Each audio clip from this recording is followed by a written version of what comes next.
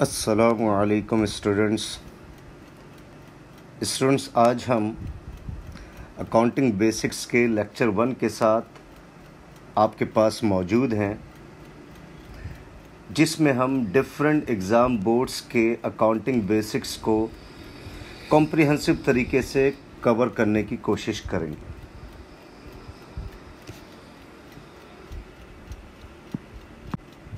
Let's start in the name of almighty Allah. प्यारे बच्चों, जिस तरह हमारे और आपके दरमियान की एक लैंग्वेज है जिसके ज़रिए हम अपनी बातों को समझते और समझाते हैं, उसी तरीके से बिज़नेस की भी एक लैंग्वेज है जिसे हम अकाउंटिंग कहते हैं। तो पहला क्वेश्चन आपका क्या माइंड में आया? What is accounting? What is accounting? So accounting is nothing, it is the language of business. Accounting क्या है? It is nothing, it is simply the language of business. This is not the language of chemistry, this is not the language of physics, this is not the language of computer, it is simply the language of business. यानी accounting क्या? एक कारोबार की ज़बान है। अच्छा, अब दूसरा लफ्ज़ जो माइंड में आता है, what is business? What is business?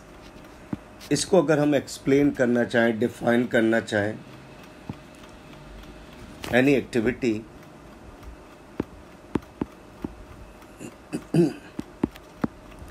Done for the purpose of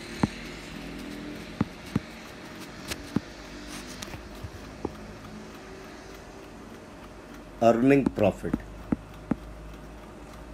Any activity done for the purpose of earning profit, that is called business.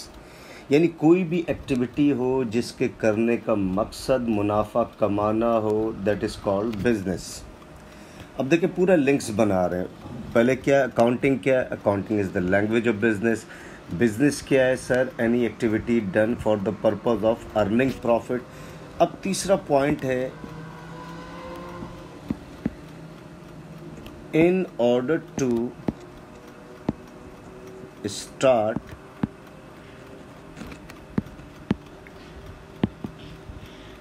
Any business it needs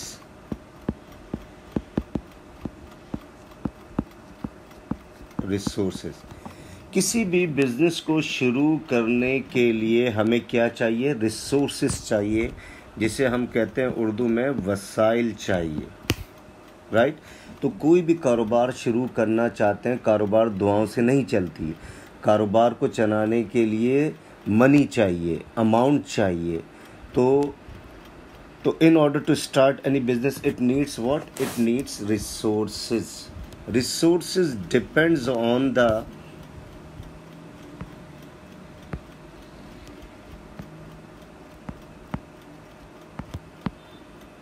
nature of business.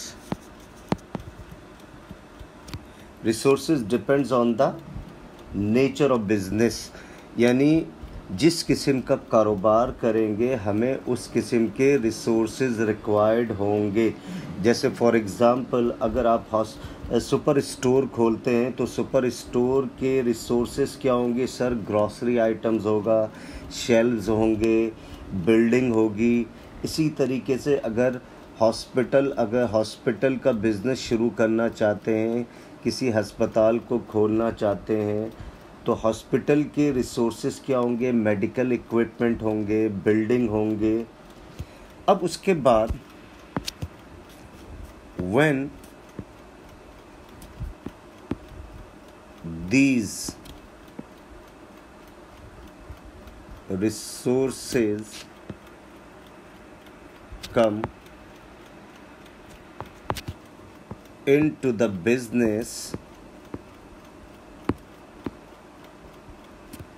तो when these resources come into the business, it becomes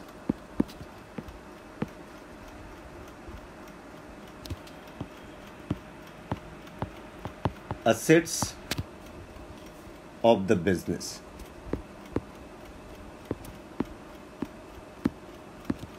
It becomes assets of the business.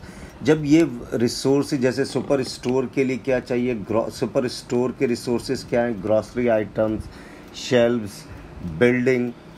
तो जब ये resources business का हिस्सा बन जाएंगे या business में आ जाएंगे, they are called assets of the business. तो एसेट्स की डेफिनेशन क्या हो गई? What is assets?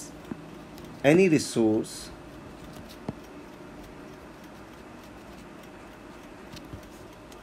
which is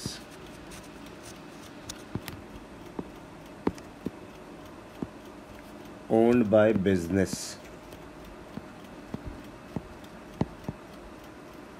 और इसको इन अनदर वर्ड आप ये भी कह सकते हैं, what business owns, what business owns. तो any resource which is owned by business, they are called assets of the business, और इन अनदर वर्ड और आप क्या कह सकते हैं, व्हाट बिजनेस ओन्स, जो कुछ बिजनेस का है, they are called assets of the business. First करें, बिजनेस को रन करने के लिए, बिजनेस को चलाने के लिए हमें चाहिए $50,000। कितनी अमाउंट चाहिए बिजनेस को रन करने के लिए? $50,000। यानी दूसरे लफ्ज़ों में हम ये कह सकते हैं, sir we need $50,000 amount of assets और रिसोर्सेस। अच्छा, फर्स्ट करें, ओनर की जेब में पड़े हुए हैं $45,000। ओनर की जेब में कितने पड़े हुए हैं? $45,000। बिजनेस को रन करने के लिए कितना चाहिए? $50,000। और ओनर के पॉकेट में कितने पड़े हुए हैं? $45,000। तो आउट ऑफ $50,000 ओनर कितना लेकर आ रहा है बिजनेस में? $45,000। तो that is called capital, that is called capital. तो कैपिटल की डेफिनेशन क्या हो गई? If the assets brought by owner और invested by owner, that is called capital. Simple सी डेफिनेशन है, ठीक है। तो हमें बिज़नेस को रन करने के लिए $50,000 चाहिए। कोई सा भी बिज़नेस हो, सुपर स्टोर बिज़नेस हो, हॉस्पिटल बिज़नेस हो, बिरयानी सेंटर हो, एनी बिज़नेस। तो हमने एज्यूम कर लिया हमें बिज़नेस को रन करने के लिए $50,000 चाहिए। यानी दूसरे लफ्ज़ों में हम ये कह सकते हैं, sir we need $50,000 amount of assets और रिसोर्सेज। ओनर की जेब में है $45,000, जबकि बिजनेस को चाहिए $50,000। तो how much owner is investing in his own business? Sir $45,000। तो इफ़ द एसेट्स और resources invested by owner, that is called capital. लेकिन बिजनेस रन नहीं होगा, सर वी नीड $5,000 मोर, ठीक है। अब $5,000 और चाहिए बिजनेस को रन करने के लिए, क्योंकि टोटल रिक्वायरमेंट कितना है टू रन द बिजनेस? $50,000, जबकि ओनर कितना इन्वेस्ट कर रहा है? $45,000। तो $5,000 कैसे आएगा? $5,000 एक ऑप्शन ये है, मेजर ऑप्शन जो ये है, आप बैंक से लोन ले लें। तो बिजनेस को रन करने के लिए, क्योंकि यू नीड $50,000, जबकि आप बिज़नेस में ओनर कितना लगा रहा है? $45,000। तो एक ऑप्शन क्या है कि आपने बैंक से लोन ले लिया। तो यानी if the assets invested by other than owner और outsiders, that is called liability, that is called liability, that is called liability. तो assets is equal to capital plus liability. तो left hand side, this is left hand side and this is right hand side.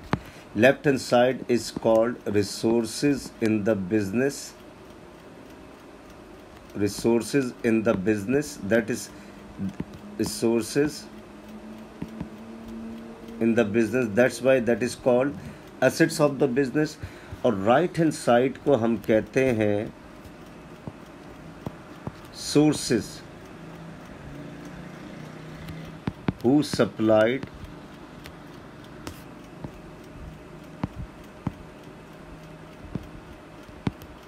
these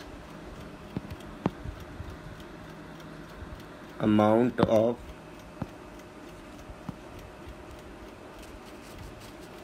resources. तो ये जो resources आ रहे हैं $50,000, इसके supplier को रहे, owner is investing $45,000, that is called capital.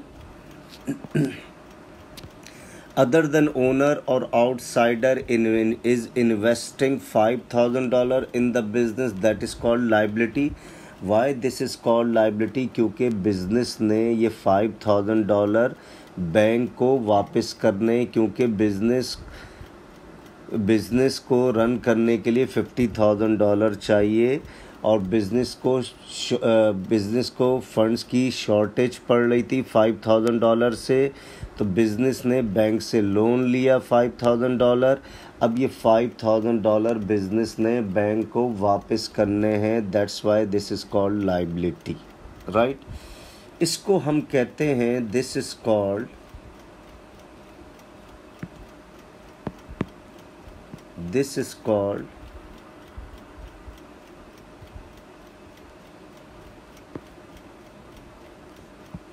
accounting equation.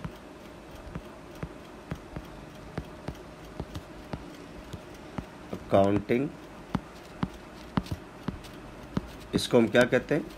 Accounting equation. क्या हो गया भाई? Assets must be equal to capital plus liability. Assets must be equal to capital plus liability.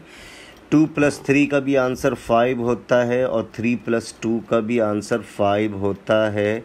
चाहे कैपिटल प्लस लाइबिलिटी कहें या liability plus capital कहें, meaning will remain same.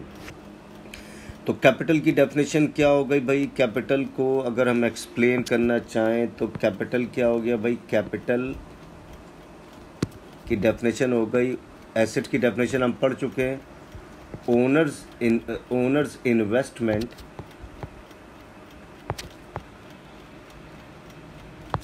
In the business.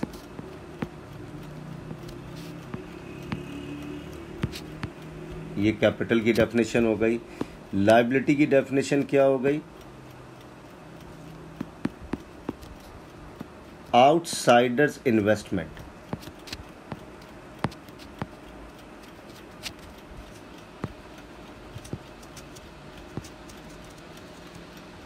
outsider investment in the business.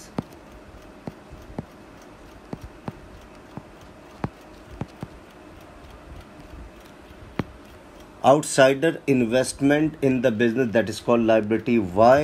क्यों liability है? क्योंकि business has to repay this amount. Business has to repay this amount. In our case किसको वापस करना है? Bank को. तो कैपिटल भी क्लियर हो गई, लायबिलिटी भी क्लियर हो गई, एसेट्स भी क्लियर हो गया. अब different forms of accounting equation.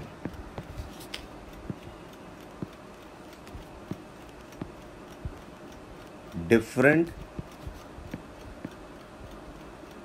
forms of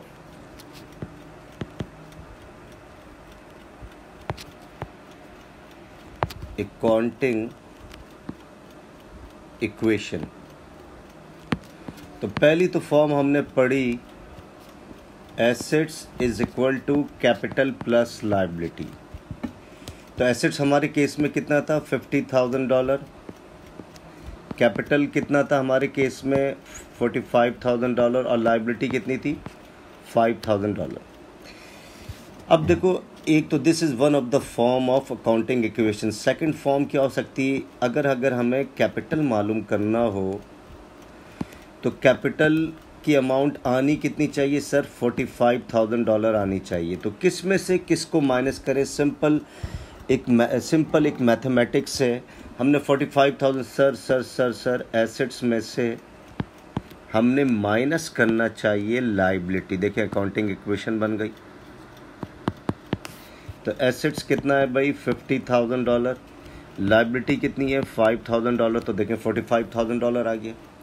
तो जब भी कैपिटल फाइंड आउट करना हो तो capital is equal to assets minus liability. इसी तरीके से third form of accounting equation, अगर हमें लाइबिलिटी मालूम करनी हो तो लाइबिलिटी कितनी है $5,000। कैसे आएगा सर एसेट्स में से माइनस कर दें कैपिटल। एसेट्स में से क्या माइनस कर दें, कैपिटल। तो एसेट्स है $50,000 और कैपिटल है $45,000, तो देखें $5,000 आ गया।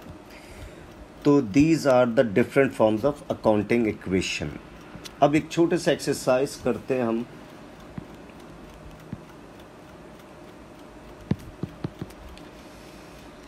Classify each of the following items